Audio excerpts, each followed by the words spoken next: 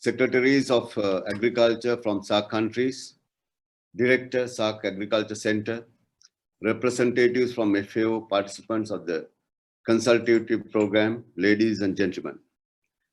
At the outset, let me thank the organizers for inviting me to address this meeting representing the government of Sri Lanka. As you know, Sri Lanka is an agriculture-dominated country from the history, and nearly 60% of the population is still engaged directly or indirectly in agriculture. Unlike today in ancient Sri Lankan rural society, agriculture was their livelihood and people grow crops for their own consumption and excess was shared with the rest of the villagers. Therefore, they were mostly concerned about household food security and not carried out agriculture as a financial venture. With time, agriculture has become more and more input intensive, aiming higher production, and now the agriculture is the main source of income of some of the households in the rural sector. Therefore, the government of Sri Lanka is giving more attention to improve the rural agriculture in view of improving the living status of the rural community. With time, in villages, mostly agriculture is carried out as a family business.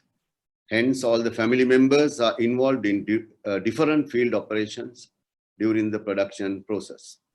Therefore, the seasonal income received from agriculture is very important for the upliftment of social and financial status of rural population. Now, in recent past, government of Sri Lanka has taken many initiatives to improve agriculture in view of achieving domestic food security in all crops which can be grown in Sri Lanka. We are self-sufficient in paddy, but import considerable amount of some food items from SAARC countries, mainly to match the domestic food demand. To reduce or to completely hold the dependency on imports, government has identified 16 food crops which are economically important and essential to day-to-day life, and launch an extensive campaign to increase the production and productivity. This program is mainly focused on subsidies to encourage cultivation, whilst establishing guaranteed price scheme to expand the cultivation. Now, during the recent COVID pandemic, Sri Lanka identified the most importance of the agriculture sector of our domestic food security, as well as to support the economy when all other sectors are badly affected, to achieve household security for fruits and vegetables. Ministry of Agriculture has launched a national home garden program aiming families who were confined to home due to COVID-19 preventive action initiated by the government. Now, this was highly adopted by both urban and rural households, and we consider it as a very successful program. By all means, Sri Lanka is now trying to improve the contribution of agriculture sector to the GDP to compensate the loss of revenue from other sectors due to COVID-19 pandemic, and to achieve the sustainable development goals set by United Nations. In this endeavor, the rural households who are dealing with agriculture plays an important role. Many foreign funded projects operating under the Ministry of Agriculture aiming to increase the resilience of agriculture to climate change also mostly work with smallholder family farmers in the dry zone area in Sri Lanka.